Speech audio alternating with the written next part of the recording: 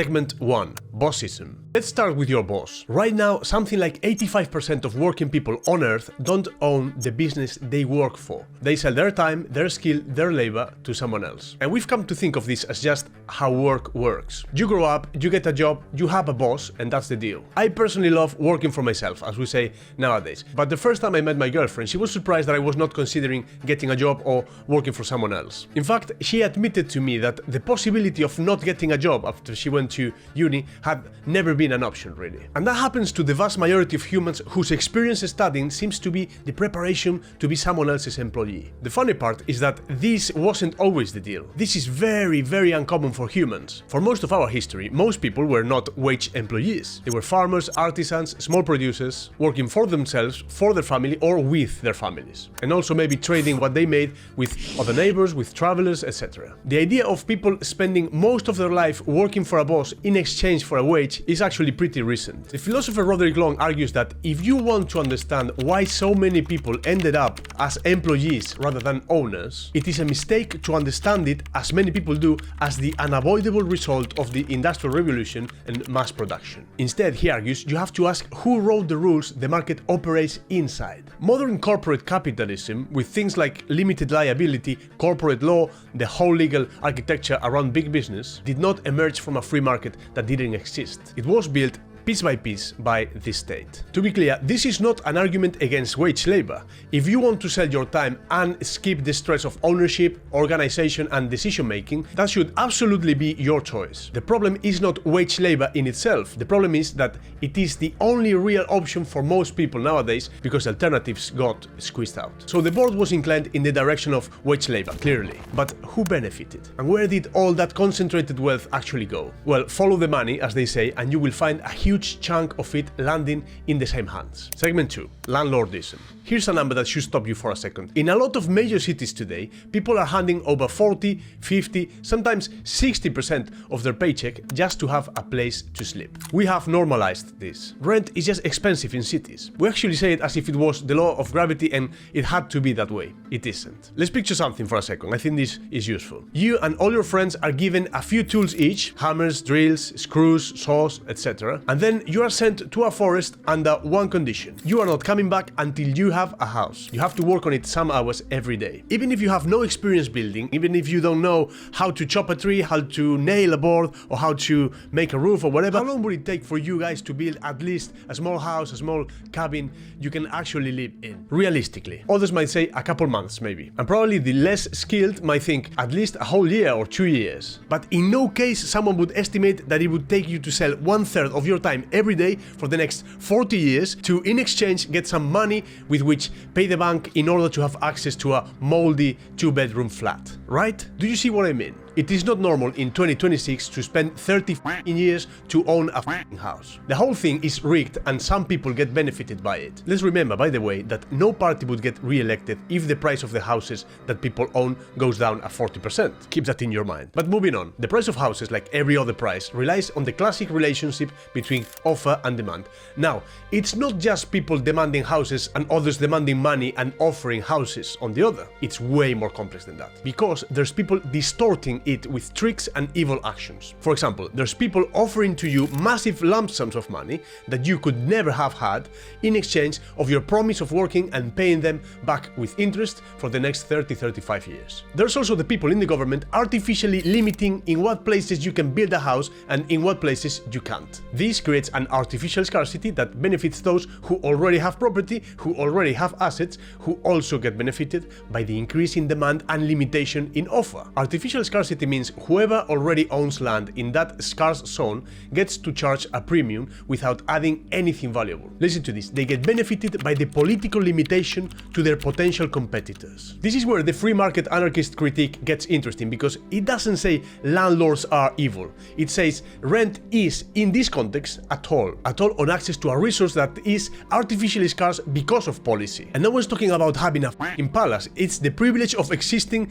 in a dark 25 square meter cell in a dangerous, alienating, dirty city. The question now is then, why do jobs and therefore people keep piling into the same few overcrowded cities in the first place? Why isn't work spread out? Segment 3. Bullshit jobs. In 2013, David Graeber wrote something that went viral for its capacity to explain something that everyone was kind of suspecting already. The elephant in the room. The book was called Bullshit Jobs. He estimated that half of all paid work in modern economies is, in his own words, so completely pointless, unnecessary or pernicious that even the employee cannot justify its existence. Wait, half? He broke it down into actual categories. There are what he calls flunkies, people who exist mainly to make someone else look important. There's also the goons, corporate lawyers and lobbyists whose job is essentially to fight goons hired by other companies. Box tickers, people who exist to let an organization claim it is doing something it isn't really doing. And taskmasters, managers whose entire job is managing other people,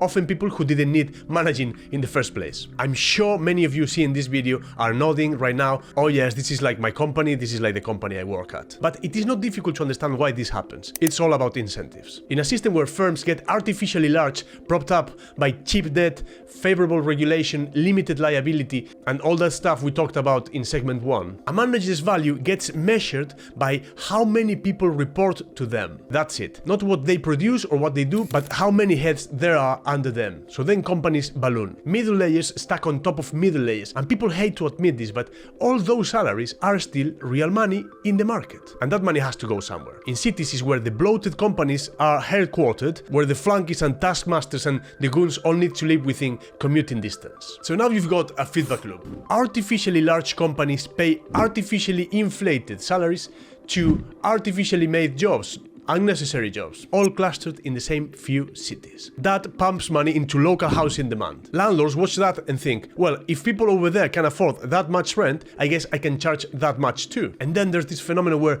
the whole market drags upward, even for people without those salaries and people that are not working bullshit jobs at all. Segment 4. Solutions. When it comes to solutions, the vast majority of misinformed, uneducated, brainwashed population end up arguing in favor of banning landlords, asking their beloved politicians to build more homes, which is basically taxing workers, printing money, creating inflation that affects the poor more. All of it in order to pay some builders to build houses for those poor people they just created. They also advocate for this state abolishing wage labor, and also they are all for public employment. They seem to be happy to stop working for their boss and instead working for the state, the monopoly of all monopolies. Changing one boss for another boss, but with policemen and tanks. Great deal. So I'm going to be bold. Well, I'm bold, but my Spanish accent doesn't allow me to pronounce them differently. But you see what I mean. I'm gonna be clear. The answer is not to ban landlords or to ban bosses. It's actually the opposite, in my opinion. It's let there be real competition for once. Start with bossism. Remember, the problem was never that wage labor exists. It is that it became almost the only option,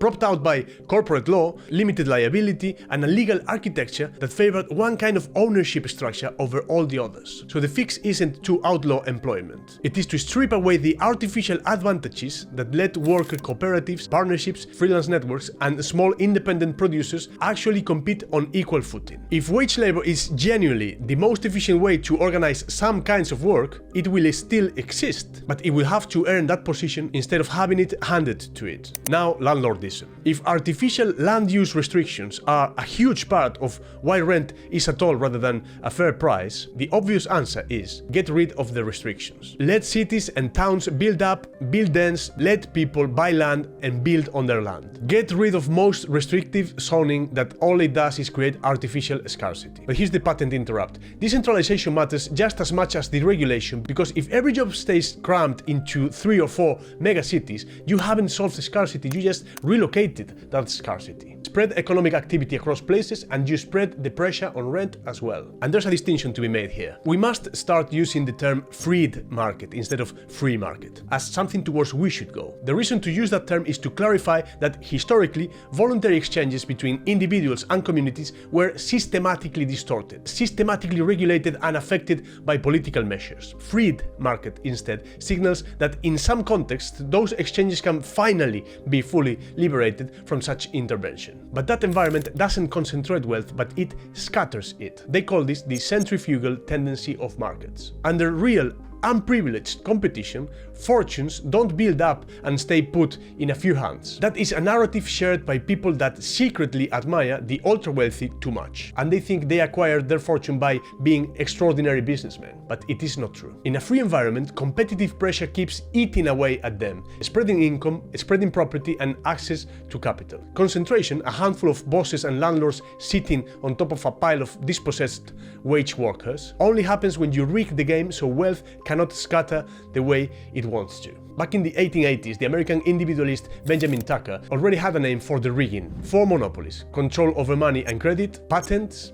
or intellectual property, land titles, and tariffs, all granted and enforced by the state, all propping up exactly the kind of concentrated economic power we've been describing. If you take those away, the power of the corporate elite dissolves on its own. You don't need to ban anyone or regulate more or do a violent revolution or anything. You just need to stop protecting them. So here's the actual proposal. Deregulate and mean it. Shrink centralized government down until it stops handing out privileges. If possible, get rid of the licenses, get rid of the zoning restrictions, the corporate protections that currently decide who gets to be a boss or a landlord in the first place. That pushes decision making down to the most local, granular, decentralized level possible, so that no single government rules over an entire country's worth of jobs and housings, etc. And let people work in their own ways, to commerce in their own ways, to exchange voluntarily and connect with other people who have something to offer that they want without permission from a bureaucrat. Roderick Long has actually written about this directly. He argues that if you take property rights seriously, a fully free market has to leave room for genuine commons. Those are resources owned by neither the state nor a private landlord, but by the group of people of that community, family, village or town. Also, the economist Elinor Ostrom spent her career studying exactly these arrangements in the real world. And they worked, often better than pure privatization or state control. And that is not a communist tyranny as some might expect. I recommend you to read those authors, I recommend you to read their books. But basically nobody's forced to it, nobody's property gets seized. It exists alongside private ownership as one more option on the table, not a replacement for it. And this has been far more common in human history than most people think. But anyway, now you know why life feels like you are just getting money from your boss and giving it to your landlord and the 10 or 12 subscriptions you have. So you can probably understand what tendencies would take us a little bit closer to those results instead of being trapped in the artificial, stupid dichotomy we get fed on TV and online, which is big government versus big business, left versus right, but nothing actually changes. Ideas are way more important than people think. That is what this channel is about. If you want to learn about the only thing that can stop billionaires from becoming more and more wealthy, you should watch this video I made. Please consider subscribing and leave a comment telling me where you think I'm right or wrong. Thank you. See you in the next one.